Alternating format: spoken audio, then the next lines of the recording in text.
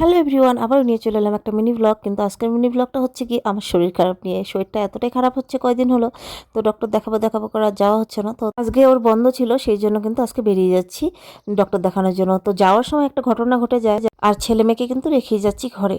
তো দেখো ঘটনাটা হচ্ছে গিয়ে গাড়ি থেকে নেমে পড়লাম এখন। আর বলে না ভগবান যা করে ভালোর জন্য করে। একটা তুলসী গাছও আজকে সকালবেলায় লাগিয়েছিল, যে আমাদের দুধ দেয় সে এনে দিয়ে গেছে। একটা পুরোনো বালতিতে কিন্তু তুলসী গাছটা লাগানো হয়েছিল। তো সেই বালতিটা এখানে রাখা হয়েছিল, সেটাই গাড়ির চাকা দিয়ে পুরো ভেঙে গেছে। বললাম না যা হয় ভালোর জন্যই হয়। তারপরে যখন ও নামলো গাড়ি থেকে ওটা দেখার জন্য, দেখে এখানে মানে গাড়ির টায়ারটা পুরো পাংচার হয়ে গেছে। ওই ঘটনাটা যদি না ঘটতো তাহলে তো একদম সোজা আমরা পুরো বাজারে বেরিয়ে যেতাম, আর চাকাটাও আরো খারাপ হয়ে যেত। তারপর ক্যাম্পের থেকে বের হয়ে যে ছোট মতো একটা বাজার আছে তোমাদেরকে দেখিয়েছিলাম, তো সেখানেই কিন্তু এখন চাকাটা ঠিক করছে।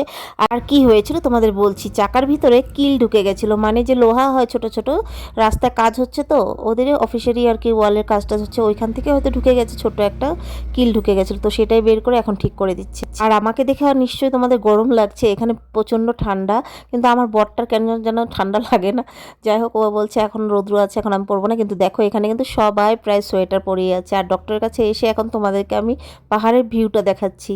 পাহাড়ের ভিউটা না দেখিয়ে কি করবো, সকাল সকাল তো চলে এসেছি, কিন্তু এখন ডক্টর বসবে না, বসবে 2টোর পরে। তারপর আবারও বাড়ি চলে এলাম, এসে রান্নাবাড়ি করি, খাওয়া দাওয়া করে। আর রান্নাটা দারুণ ছিল, আজকে নিরামিষ খেয়েছি। তারপর চলে গেলাম কিন্তু আবারও রানীক্ষেতের মেন মার্কেটে। তো এখানেই ডক্টর দেখাবো। আর দেখতে পাচ্ছ সবাই কিন্তু এখানে সোয়েটার পরেছে, আমি শুধু একা না। যাই হোক, এখন চলো ডক্টরের কাছে যাই। আর রোদ, আর এখানে এই কটকটের রোদটাতে দাঁড়ালে কি যে মজা লাগে। ডক্টরের কাছে এতটাই দেরি হয়েছে যে রাত্রে আমাদের কোয়ার্টারে পৌঁছাতে পৌঁছাতে রাত্রি 9টা বেজে গেছে। আমি তো সোয়েটার পরেই আছি, আর ওর সোয়েটারটা নিয়ে এসেছে কিন্তু গাড়িতেই আছে। গাড়িটার পার্কিং অনেকটাই দূরে করেছে, এখনো ভীষণ ঠান্ডা লাগছিল। চলো ভিডিওটা ছেড়ে যাওয়ার আগে একটা লাইক করে দিও।